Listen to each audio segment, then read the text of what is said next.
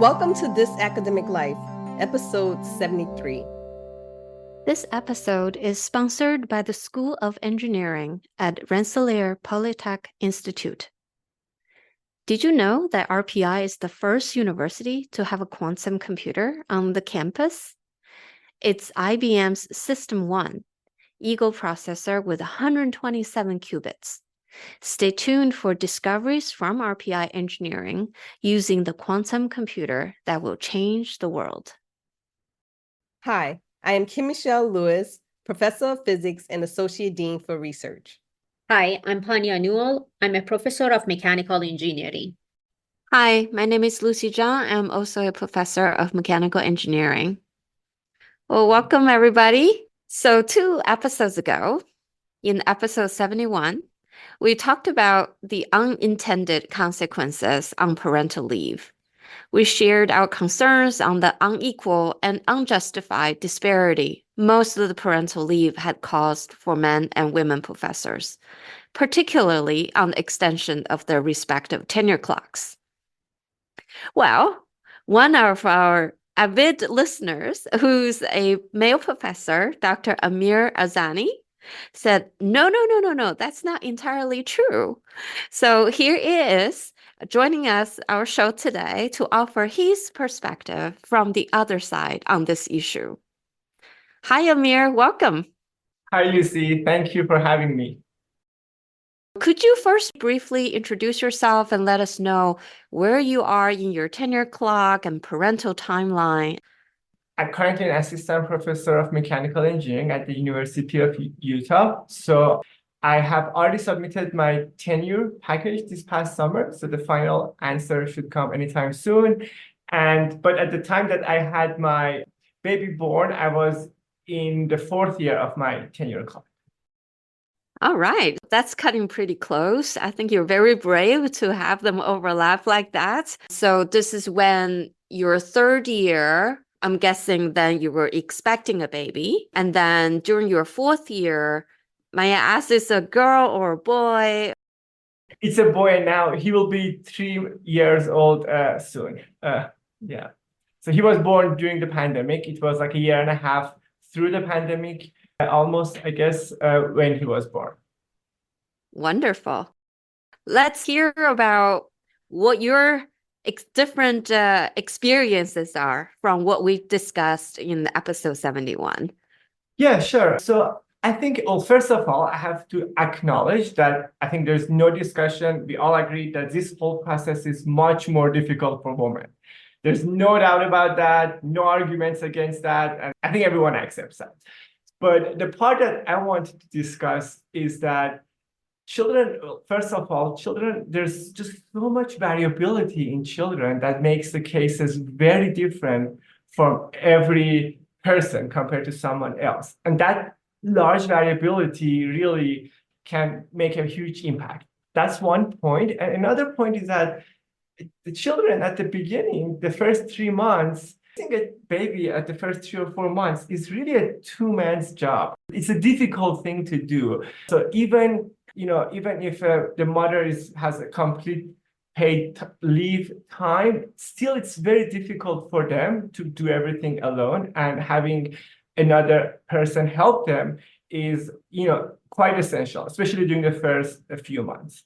So I think these are 2 main reasons that I think can also impact a man, and of course not nearly as equal as women, but still to a great extent, such that I don't see this for many of men necessarily being an advantage for them to pursue their career, even though I can clearly see that happening. So the cases that was brought up in the last episode, I can clearly see that happening as well. Again, and that's because of the variability issue that I mentioned. But I don't have any data to say for sure or anything, but my kind of feeling is that those cases are not the majority. But again, I don't have any data to support that. So it's just, I can just speak of my own experience.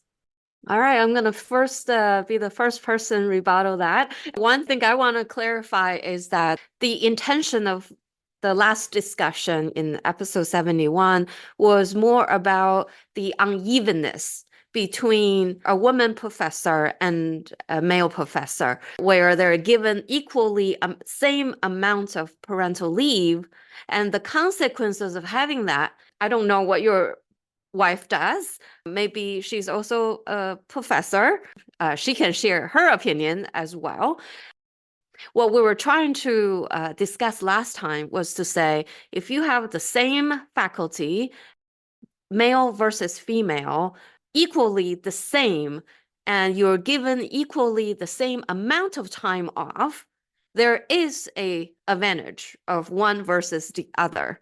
Certainly because the amount of physical presence and physical demands are simply different.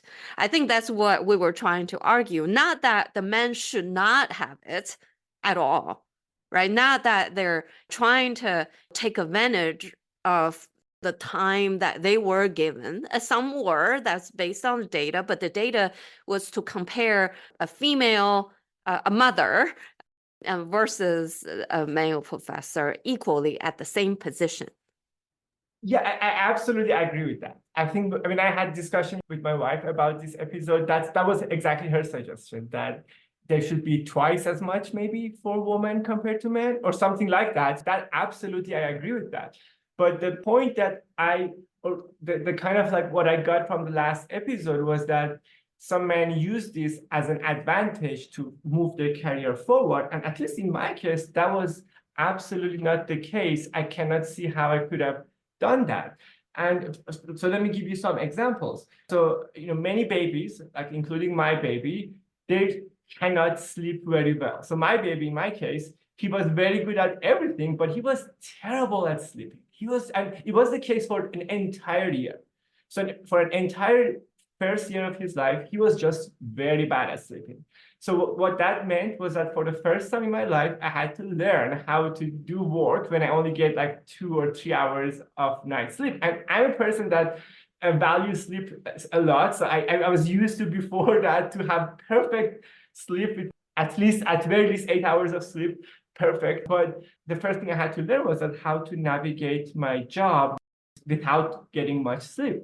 And another thing that when I talk about the variability in children is that every children is different. So in the case of my baby boy, he was, because we divided the tasks between my wife, and of course she did more. Of course, I tried to be nearly as equal to her, but I use the word nearly because I can never be equal.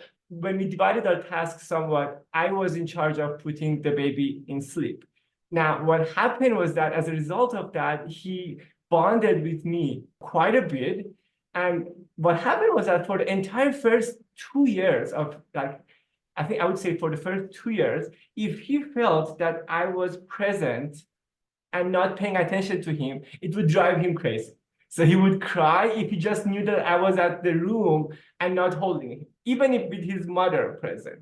So, and that went on for the first almost 2 years. So that kind of put me on the spot for I was working from home and he felt my presence, I had to be involved with whatever it was going on. And I think, and there are many cases similar stories about all this variability because every children is different. So I think that in my case, for the career advancement, I think that I didn't get really the advantage. Even though I had the 1 semester teaching relief, I didn't get a feeling that I'm getting any benefit. So now we're not comparing men or women here. I'm just talking about from a man's perspective. I didn't get a career boost. And I had to cut many of the things that I previously did and now I could not do. As an example, before having a baby, I did a lot of reading. So I have a lot, I read a lot of applied math books, lots of different topics, advanced topics, and I always get inspiration from them for my research. But since I've had in the past 3 years, I haven't been able to do much of that anymore. I used to read a book in 2 weeks in my free time. Now I read a book in 4 months in my free time. So that's, and the impact is still there, still not gone. But again, I had to be strategic in how I divide my time. So just to make sure that I cut things that I was doing extra to be able to not get hit hard and still be able to advance my career at an acceptable pace. Amir, do you think that your case is the same with other men? The way that you describe, like, I don't know. Actually, I don't know many of my colleagues saying that they were reading a lot of books. It's like, it's very common that they say when you become a faculty, you read less, right? So do you think that your case is a good example to, I understand that you said how it didn't boost your career, but does it generalize? Absolutely not. So as I said, the variability is just so high in this. Some babies sleep very well. So that's huge difference. If your baby sleeps very well and sleeps 19 hours out of 24 versus 8 hours out of 24 per day, that's a big difference in how you can spend your time and manage your time. So I what think you are saying that if your baby was sleeping well, would you be able to do work, or you would be spending time with the baby still, or like you would be occupied with your baby? I could have done more. I could have done more. So if my baby, like in my case, if my baby was a better, slept more, I could have done more. Or if we had help, we didn't have any of our parents with us. So that's another huge factor. So my mother-in-law joined us after 1 year, and that was a huge help after that. So in the first year, it was very difficult. But if someone has their parents or in-laws with them at the beginning, that's a big difference. These are all the factors that I think cause variability among men in terms of, like, for some of them, they just keep up this exact same pace, nothing changes. Some of them get hurt a little bit, some of them can get hurt a lot, and some of them can take advantage of this. So I think that there's a very big variability here in different cases. So one of the questions I was going to ask was, so moving forward, if you and your wife decided to have a second child, what do you think you would do differently to make it better for you? So let's just say baby number 2 has the same sleeping problem. We hope not. But let's just say that's the case, or there's another case. Like you said, there's a large variability. Maybe this baby will be different, but just in general, how do you think you would structure things a little bit better? Or is it possible to do better? You just have to wait and see? That's a good question. I mean, being strategic, I think that's if I want to be very short, being strategic. And that's, I think, what we do. We learn as a tenure track faculty to be strategic. That's one thing we learn anyway. And what I mean by that is that you spend the time that you have on things that matter the most. It's like, if you're a tenure track faculty, what matters the most? Papers, grants. So you try to be as efficient as you can in service and teaching. And by efficient, I mean you still maintain quality, but with minimal effort. So try to increase the ratio of quality versus time spent. That ratio is very important. So try to maximize efficiency and spend the time that you do have on things that matter and get evaluated more on your tenure clock. Some faculty might be at teaching institutions. For them, it's different, right? So for them, it's more on some other things. So it's different for every faculty, but the things that you know that your institution cares more about, you try to prioritize your time for those things.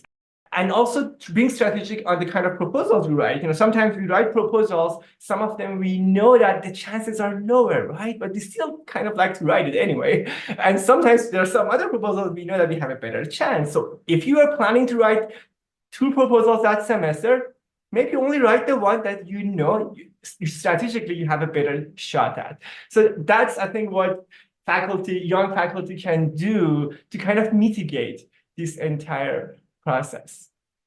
So I like that how at the beginning you acknowledge that there are differences, biological, I guess, differences between female and male faculty.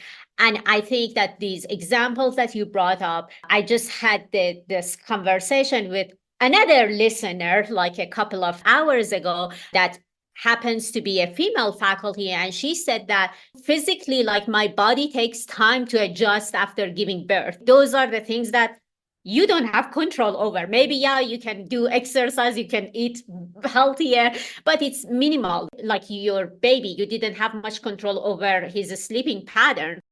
So I think that I want to emphasize that I guess the purpose of not defending that, what we all said that it was 100% right, but saying that the intention of the previous episode was to highlight those differences and saying that if you are giving this equal parental leave, this is unfair to one side.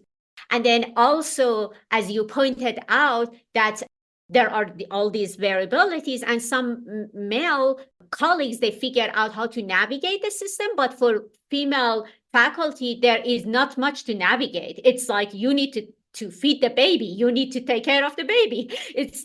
That's what it is, right? Even if they have the whole help of the world, there are things that those babies attached to the mom. So I thought that I agree with all you said, but I wanted to re-emphasize that what were our intention.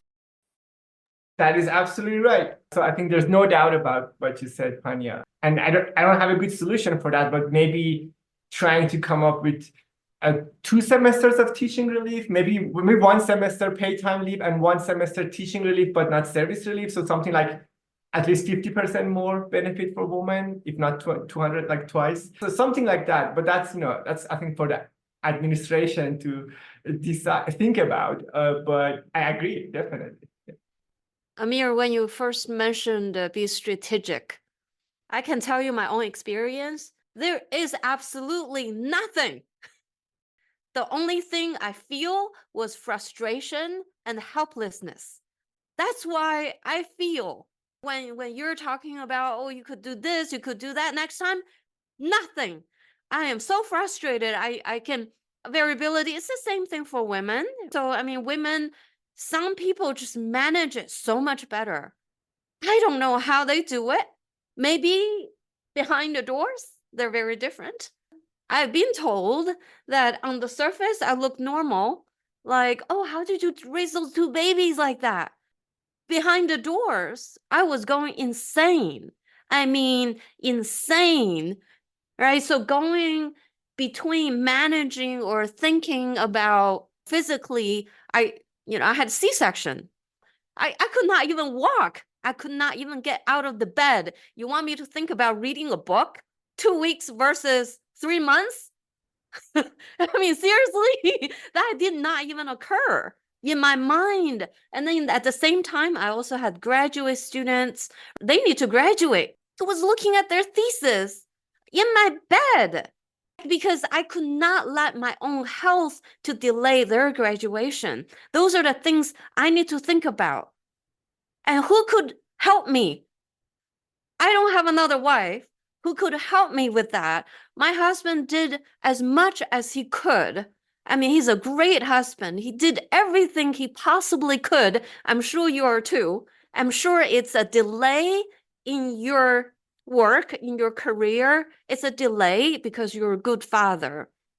But for us, I had no choice but to do it. I don't have a choice. And women, many women don't have a choice.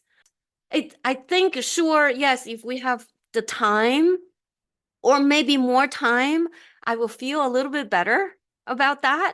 But in reality, as you move forward, what cases I have seen, unfortunately, I observed it all these years. Amir, you mentioned, you love your kids, you bonded with your kids. I hear a lot of my male colleagues telling me exactly the same thing. They're like, oh, those are the best years of my life. And because I got to bond with my kids and they grew up, they got so close to me. And everybody said, oh, what a wonderful father. What a wonderful father. Subconsciously, no one talk about how is that delaying your career? People don't talk about it. On the women's side, when women go up for promotion or tenure, you know what people say behind those closed doors? I'm not saying it happens every place. I've heard many cases where the committee or people who vote for the next candidate going up for promotion and tenure or whatever, they say, wow, she had 2 babies, she had a baby or whatever. She was not productive. Period. There's no, I mean, that's the reality of things. A male professor holding a baby, Yay, great father. A female holding a baby, that's your job. Time off, time clock off from your contribution. Even if you did any work, even if you did that during that time that you were supposed to be off, it's automatic deduction. The years are automatic. So it's not just double. We got to do it 4 times more. We got to have it 4 times more to actually make it up. So I know, I mean, I understand. I think that unfairness, say it or not say it on paper or not on paper, that time, it'll always be there. Unfortunately, I think it'll always be there. And I still see it every single time. I still see it. And I hate it. I don't get it. I don't get it. I mean, I think we're very lucky that we have wonderful spouse who's there for us. We could also have parents who are there for us. We're so lucky in that regard. But it varies too. It varies for women too. I had easy babies too, but I still struggled. That's what I was trying to tell Amir, that like, yeah, women most of the time they don't have a choice. And the female faculty that I was talking to her, she was asking me that whether she should extend her 10-year clock or not, because she has heard from many people in her institutions and outside that people, they are going to expect more if she takes that time off and extend her clock. And that's what I think Lucy was trying to convey here. That, and I need to be honest, and it's a really sad thing. And I told her that I know this is unfair, but if you think that your institution is gonna basically punish you for becoming a mom, I said, well, maybe you should not take that extension, because just go for your tenure. She's halfway through, and she said that's her fear. And I felt so sad to tell her that, because I don't think that a male colleague would come to me and say, I will be punished for becoming a dad. Like, we don't hear that. At least we haven't heard, like me, Lucy, and Kim, you guys speak if you have heard any case like that. It's more clap on one side, but then now we expect you to do more. And that's the hard part. And I think that that's why we had that episode. We all agree that both sides, there would be impact and consequences, and the life is going to be changed. Even like when you I don't know, adopted pet, your life is changing, let alone having a baby. There are more responsibilities to take care of the baby, but the impact on the person who delivers the baby is different. And unfortunately, academia does not recognize that. That's what we wanted to highlight. Whether it came across or not, that's a different story. But now I'm saying it explicitly. Yes, I absolutely agree. I want to clarify what the suggestion that I had was from a male perspective for males. Obviously, I do not sound from my peer males the suggestion I had for them to navigate these situations. I don't have a very good solution at all, I think, for these complex scenarios. And I absolutely agree with Lucy. The variability on the woman's side, the consequences of those variabilities is much more severe. So when I talk about variability from a man's perspective, I'm talking about variability for someone taking advantage of a situation to further their advancements versus someone that gets hit a little bit. But when we talk about variability on the woman's side, we're talking about someone that gets another spectrum of this, someone that gets severely impacted versus someone that gets impacted to a lesser extent. I guess the relativeness here is different for men versus women. They both have variability and relative differences, but they're on the different ends of this spectrum. I think that's a nice conclusion that the way I see it from these your previous podcast and what we discussed today. I think that's a nice way to put everything into perspective, if you agree. Amir, can I ask you, in reality, if you were to account all the time that you took care of your baby, do you think that 1 semester not teaching was enough, or too much, or too little? I know you're not quite caught up yet in terms of like reading books and such, but just like the pure time Yeah, to sure, sure. Well, the reading book was just one example that I brought up. But yeah, I think for me, in my case, it was enough. In my case, even though in my case, it was probably not as easy as others, but I think because of how I was able to make it such that I didn't have any complaints. And I know that for vast majority of women, it's not like that. So that I know. But yeah, I think in my case, the one semester was sufficient for me thinking about getting tenure. So I was sufficient.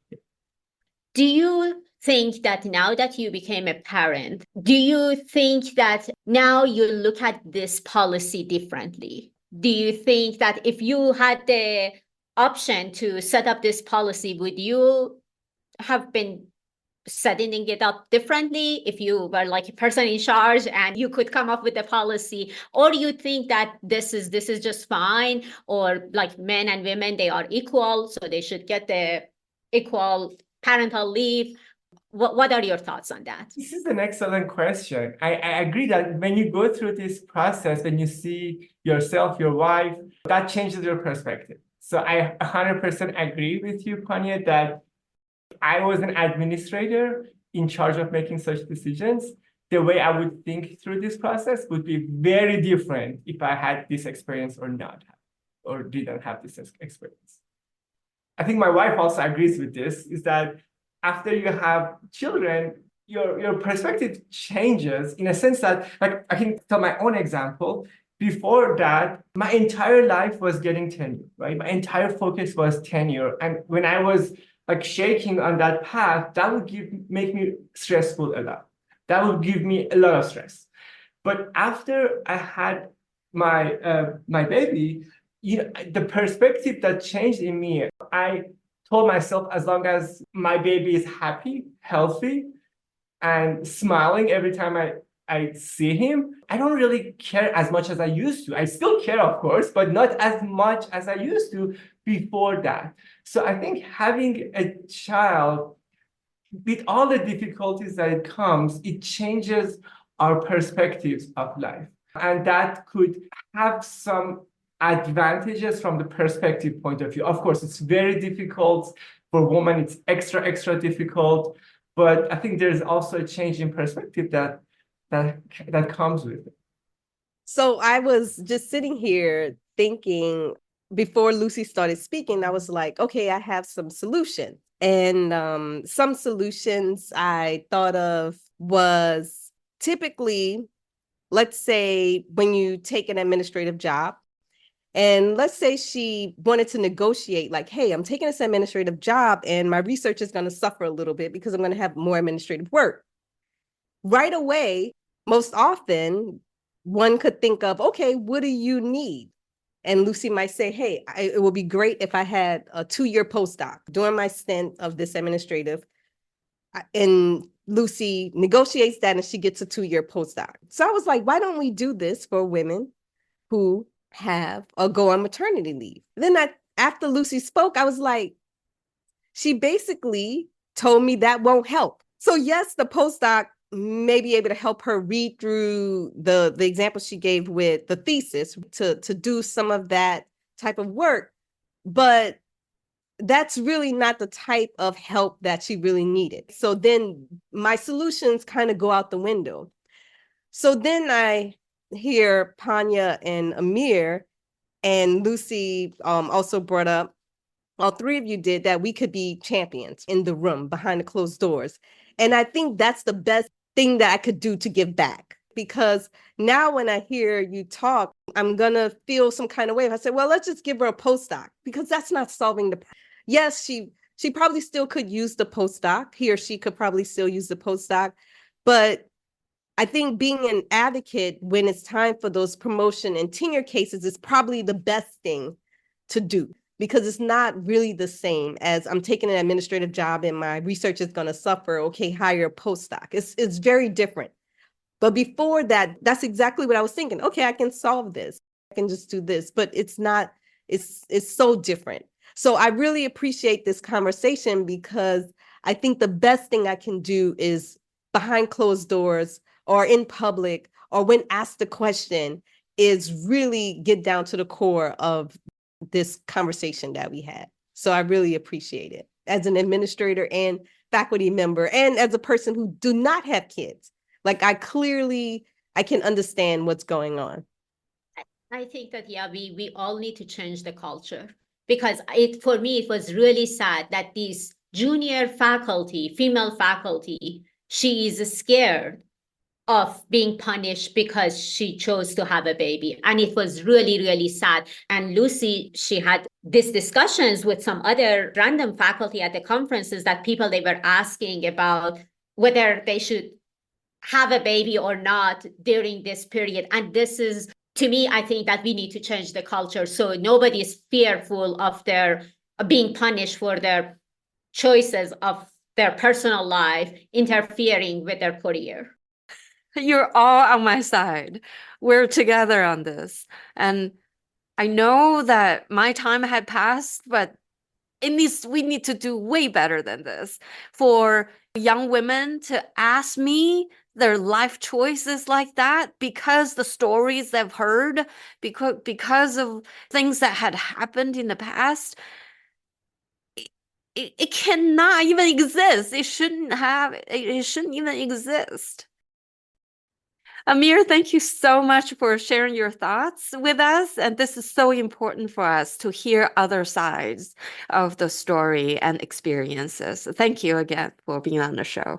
Thank you so much for having me. Thank you so much for listening. We hope you enjoyed this conversation. You can follow us on Facebook and listen to our latest episodes on iTunes, Spotify, or Amazon Music. We'd like to thank our sponsor, the School of Engineering at Rensselaer Polytechnic Institute, for sponsoring this episode. If you're interested in being a sponsor, then please contact us at sponsor@thisacademiclife.org. Join us next time for the good, the bad, and the ugly of this academic life.